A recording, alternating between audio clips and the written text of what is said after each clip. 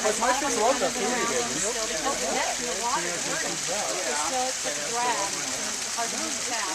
I'm not kidding. The fish don't need that much.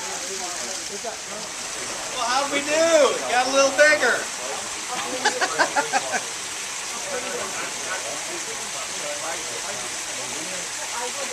You gotta start giving away all these plants too. Too many plants.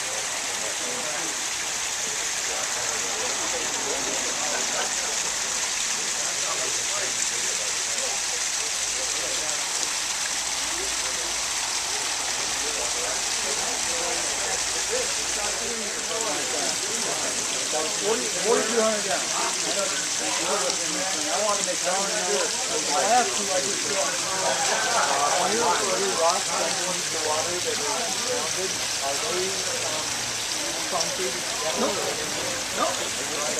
They're basically set. There's a few of them that got some of that black foam. Some of them are just to make sure they're more steady. But no, everything's loose. That looks really good. It's such a natural. Yep. The guy that built this put me here, and I'll be honest, I drove him freaking crazy. He put these rocks. I learned.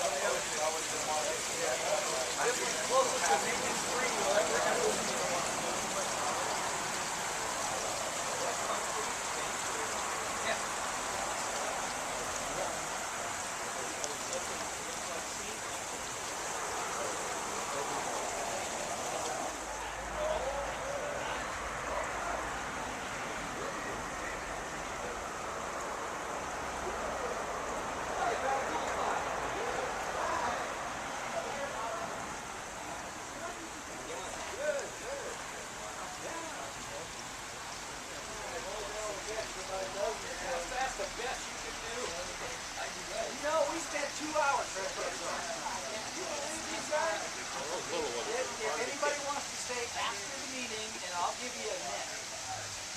All the special little stuff that everybody says you've got to have in a pond. So I sat down and drew out all kinds of great stuff and said, this is what we're going to do. And then I had 3 pond guys come over and said, okay, this is what we're going to do. And then they said, no, this is what we're going to do. So I let those guys go. And then I showed it to Juan, who actually was here before when we started our first couple of ponds. And he said, let's figure out how to do it. Plain and simple. And look, what I was putting on paper wasn't really something that could be built. So we had to find a way to do it. Because I wanted to add all the special features that everybody's telling me we need in a pond. And I wanted to make it, one, for the fish. So we took out a lot of stuff that garden ponds have with the giant shelves with all the plants on them. And made this one nice and wide and nice and long. So the fish can actually get in there and stretch their legs a little bit.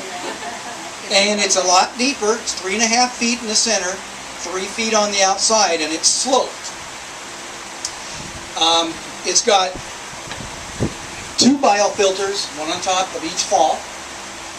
It's got the 2 skimmers that you can see on this side, and they're fairly aggressive, so it keeps the water really clean. And then you can see this very large filter over here. That's something that we specially designed just for this pond. And Juan thought it was such a fantastic idea, he's now going to put it on other ponds. I'll tell you a little bit about what it does. And it, for me, it's special. For a lot of you guys, you may have stuff just like this, but we invented it for here. One of the special things that we had done, I've got pictures. One of the things we had done, I'm going to let you pass it around. Bill, you want to start it around? We didn't want to settle, well, let me say, I didn't want to settle for a little teeny round 6-inch bottom drain. Everybody says you got to have bottom drains. So we were trying to figure out, let's see, if we put a little 6-inch one there, put a little 6-inch one here, and we're going, you know what, that's just not going to cut it. So what we've done, and you'll see it in that picture, we pass this one around too, just keep moving. So you don't need to see this one. I'm going to hold this one up, and I'm going to show you my bottom drain, and I'll pass it around. See these white pipes going the entire length of the pond? That's my bottom drain. So the entire pond is a bottom drain.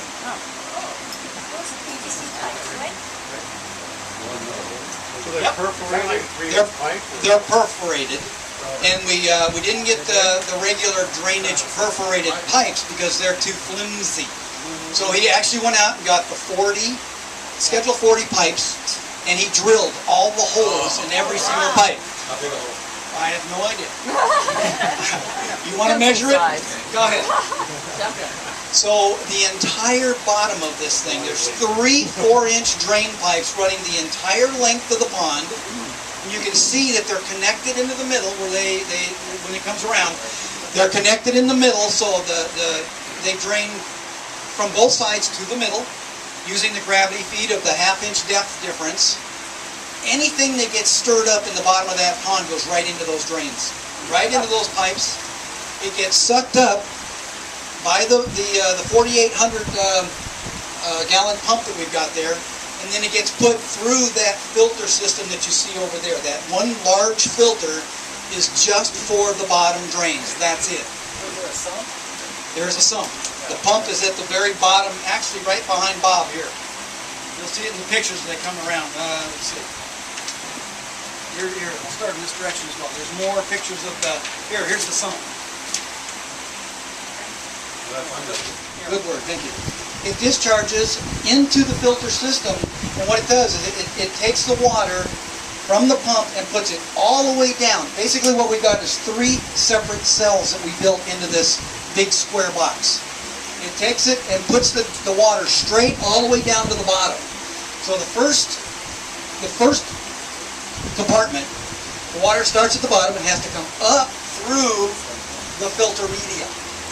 And then it goes over a dam into the next one where it has to go down through the filter media and then through a small hole in the bottom into the next one where it has to come back up. So we're basically got a serpentine thing that the water has to go through with 3 different types of media before it now discharges through that hole in the front.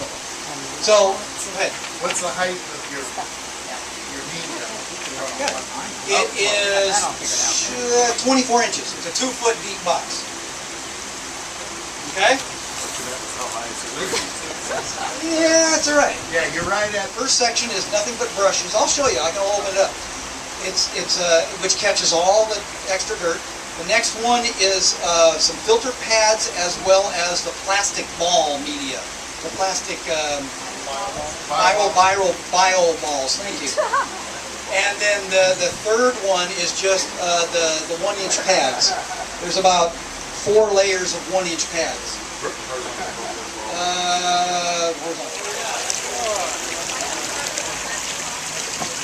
See our little invention we created here? And that was cleaned last week. So it sucked all that dirt out of there just in 1 week.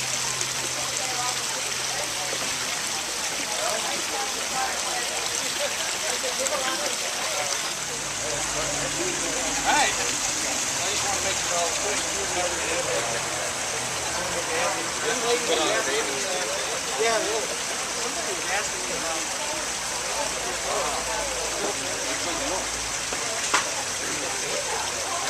nice size, huh?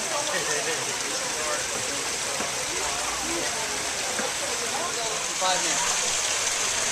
So, and I've got where I normally feed them is I have a filter ring over there. I'm not a filter.